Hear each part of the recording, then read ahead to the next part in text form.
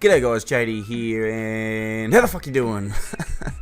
Today I'm going to be giving you guys a little bit of a tips and tricks video when it comes to starting out on YouTube. And if you're interested in starting out on YouTube, hopefully some of these tips can go a long way. Or if you're already on your way and you've already started your YouTube channel, hopefully some of these tips can help you out and improve your next video. So anyway, let's get started, eh? The first step may seem a bit surprising to some of you, but intros and videos are not overly important to start out with. Your main goal as a new commentator is just to captivate your audience. So to start out, why not use a quick and simple introductory catchphrase like Tabe? What up, folks? Tabe here, and to the face. Or even like my own, how the fuck you doing guys, and g'day, how are ya? Just as long as it suits your personality. You could also use a clip of some beastly gameplay, or even put some music in your video just to introduce it. After you gain a bit of publicity is when you should look into an intro. You want to captivate your audience early and make sure that the first part of the video makes the viewer want to watch the rest of it.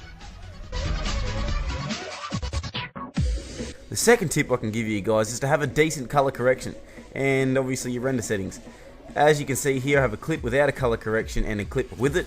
If you want my color correction settings for Sony Vegas, just click the link in the description or the annotation on the screen.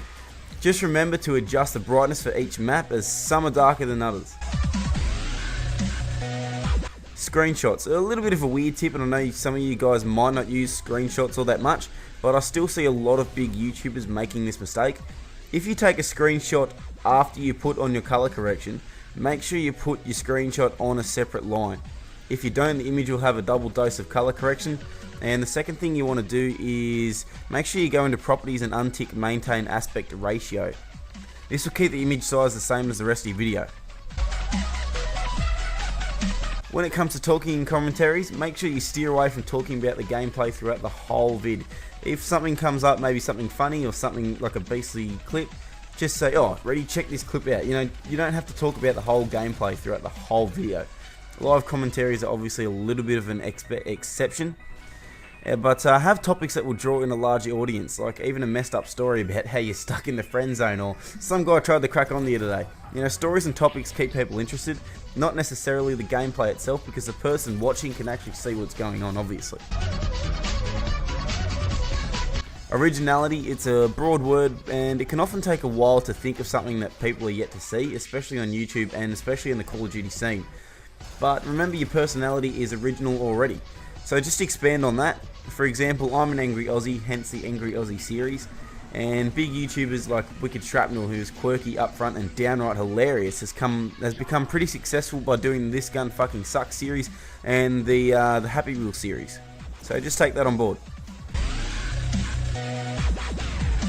Promote your content.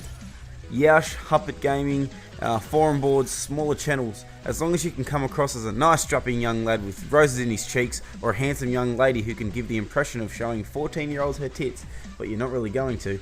You know, a lot of people are willing to help out small YouTube channels, especially when they're just starting out. Even if it's liking, favoriting, subscribing, as long as you can find the people that are willing to do that, it's just the adventure in finding them.